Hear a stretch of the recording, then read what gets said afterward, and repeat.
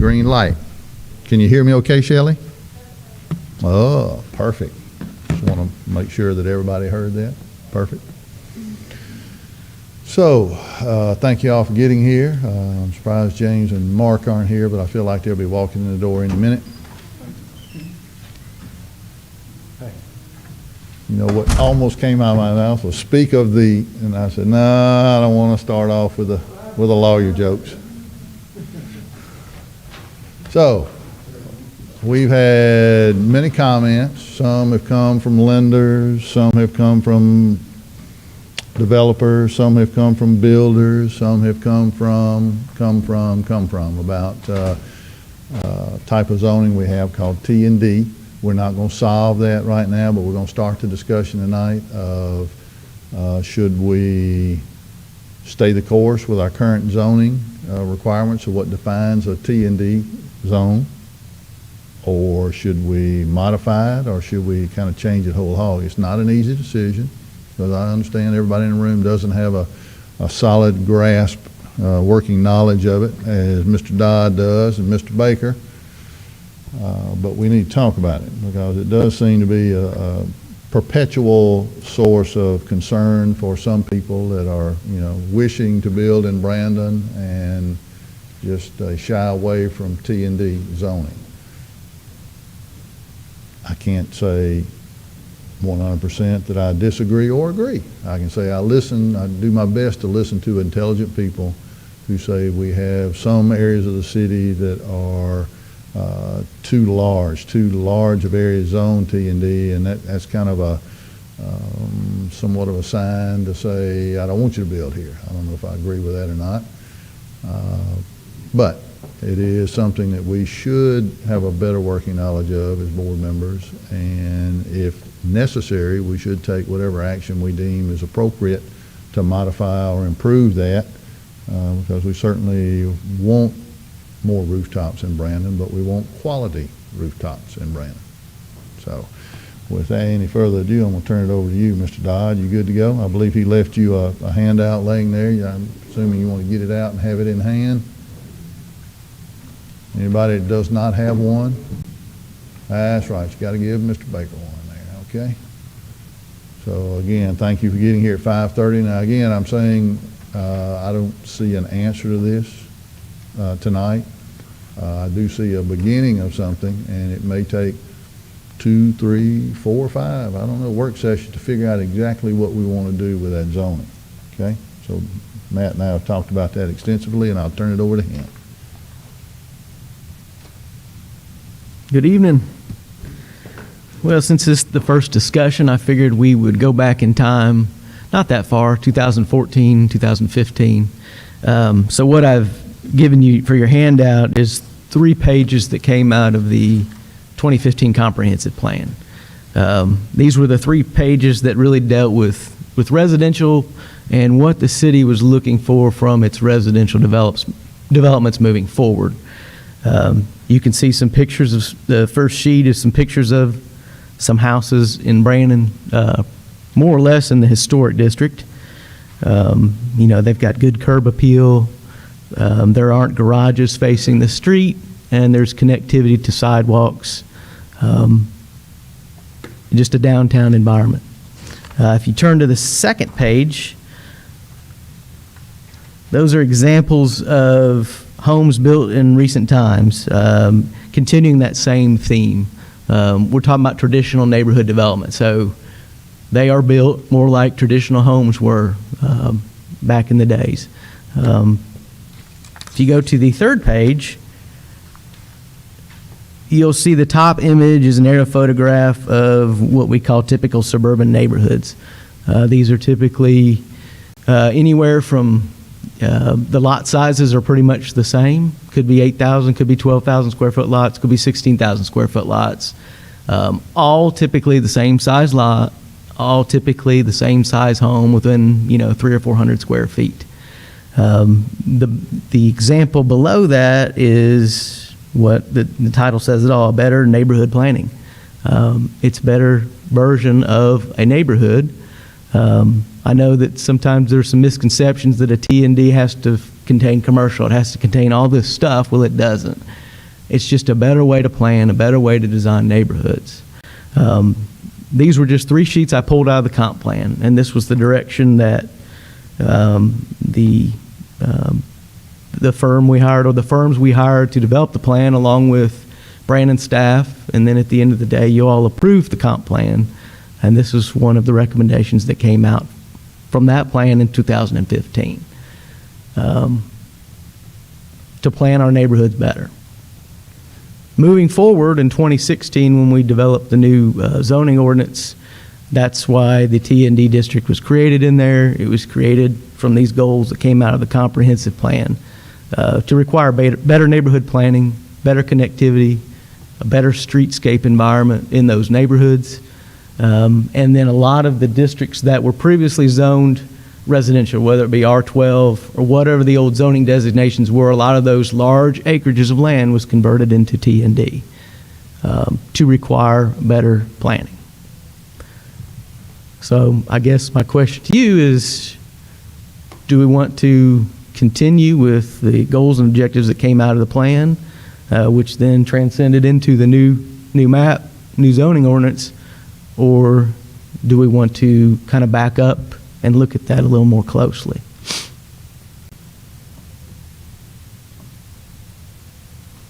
I'll speak to it.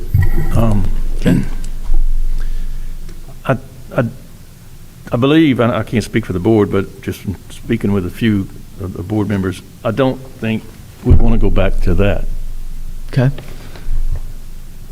But obviously there's an issue of why the builders don't want to build here.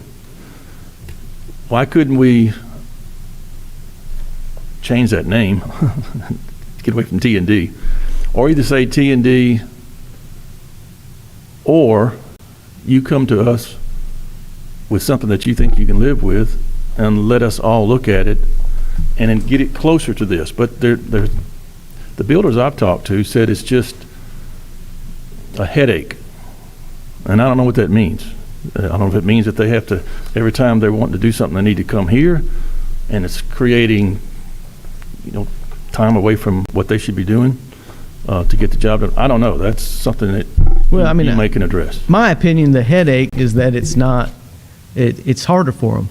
One, they're not familiar with it. Two, they got to put a little bit more thought into the house designs, how they sit on the lot, and it may cost them a little more money per lot, because it's a better planned community. It's going to have higher architectural standards, and I think that may be where we're getting the kickback.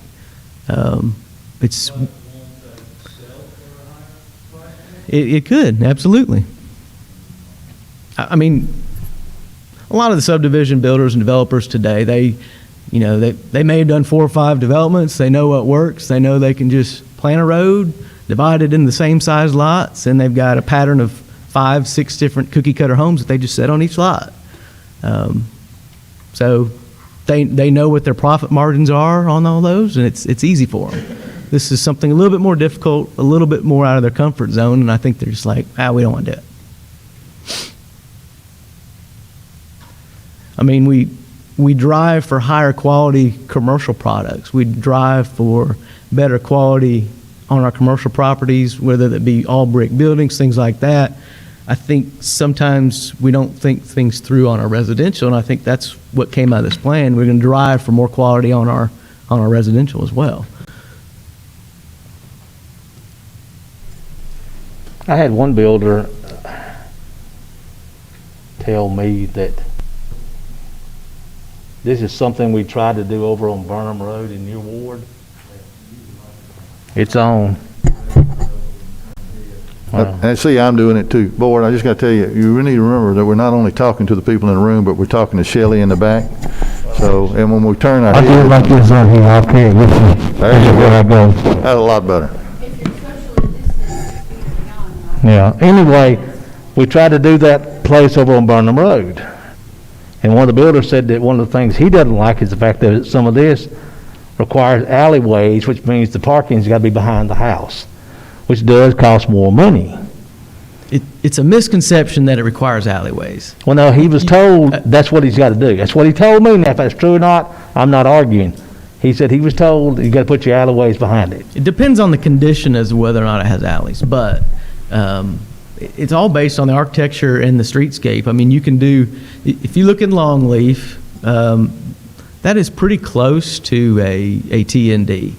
Now, and it's not alley fed, but all the homes are, all the garages on the houses are set back off the front line of the house. So the first thing you see is not garage, it's your house with your porch, and then you have sidewalks that connect to the common sidewalks.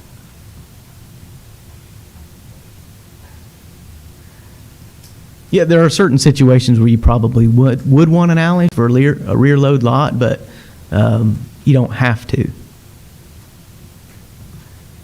So are most of the developers, I know that like the township on Highland Colony is. Township on Highland Colony is a T&D.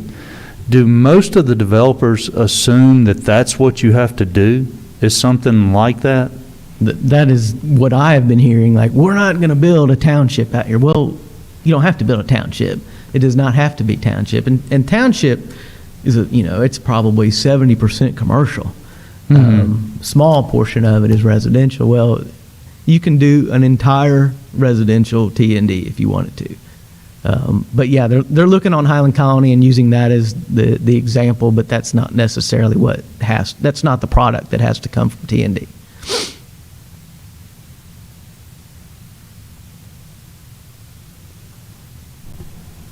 So how many acres do we have zone T&D? And what percentage of residential is that? I do not have those numbers off the top of my head today. We'll get I that. could certainly get those numbers Yeah. to you. We'll have that at our next board meeting on the 17th. That's a good question. I actually have a developer that recently met with me to requesting to rezone to T&D. So, I mean, I don't know that T&D is all that bad if there are people that want T&D.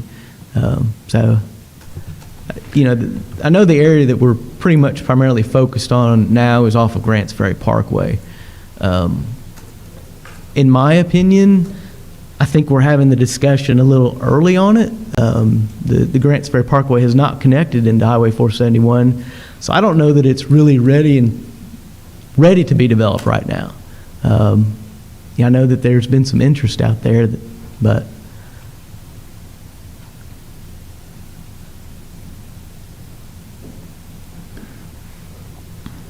And there are a couple other cities that I'm familiar with around here that changed some of their zoning, and their local developers who had been doing things a certain way for 25 years kind of got upset. But people who were accustomed to developing that way actually loved it. yeah, there's a lot of truth in that. There are companies that do T&D developments. I don't know how many local there are, but there's certainly companies that do that, know how to do it, and they do it every day. All their developments are T&D. I don't think that a lot of our local builders and developers are accustomed to that, though.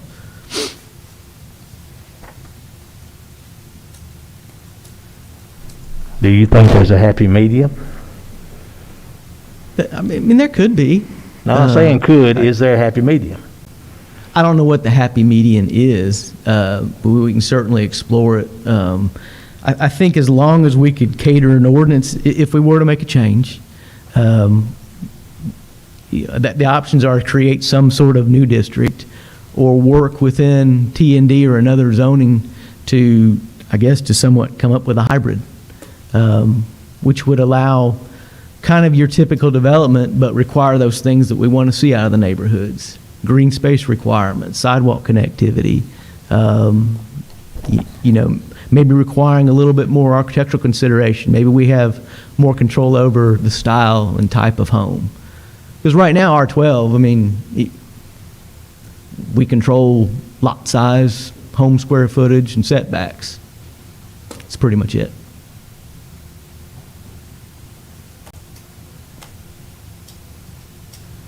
So once it's platted, most of the your typical subdivisions, they'll basically have a sidewalk and lots, build their houses, and then they'll tuck off in the back corner a hole in the ground to detain the water.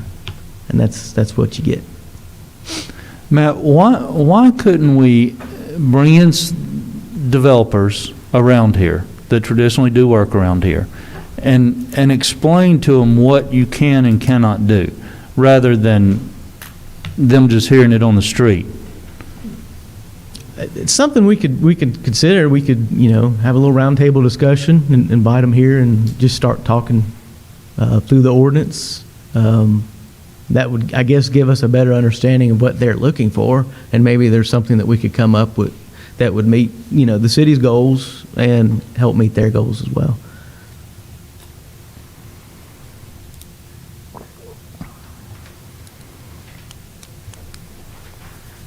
Be glad to do that.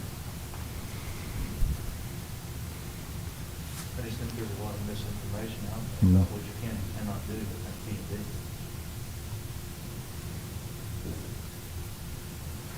P&D. I agree.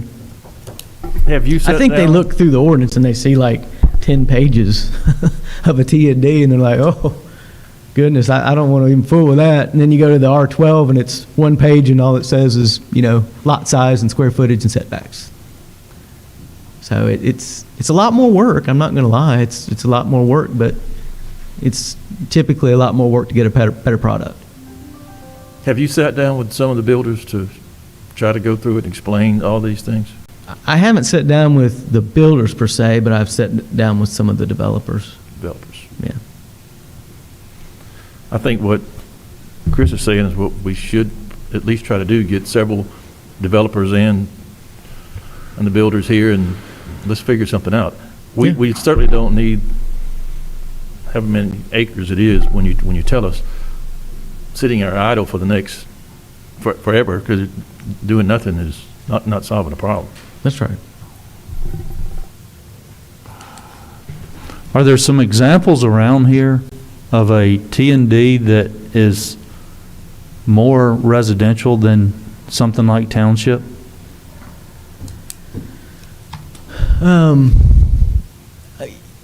Hastings here is somewhat of an example of a T&D. There are rear-loaded lots on that. If you go into it, you've got the big open green space in the middle. That would be an example of a T&D. I would say what you call Hastings Phase 2, which is Longleaf, is an example of a T&D. And it's basically a T&D based on the architectural requirements and the house style, which requires that the garage be offset. I mean, it's not rear-loaded. Trying to think of some other ones around Township. Lost Rabbit, it's got commercial, but if y'all have ever been to Lost Rabbit, that's an example. But you don't have to have a T&D and have to have $1 million homes. It can be on different scales. Just in my head, I'm counting up 8 or 9 builders that build in Brandon now. Is that an accurate That's number? probably pretty accurate, yes. Okay, let's get a list together tomorrow, and we'll zero in on getting some food together and see if we can't feed some folks and get them in. Okay? Okay. Got that down for number 2 on my list. What else?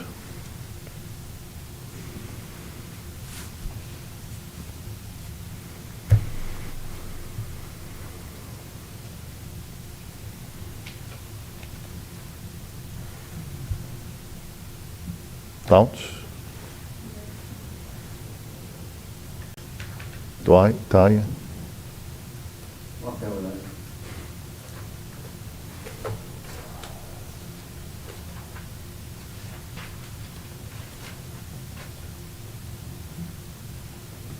I don't have anything else.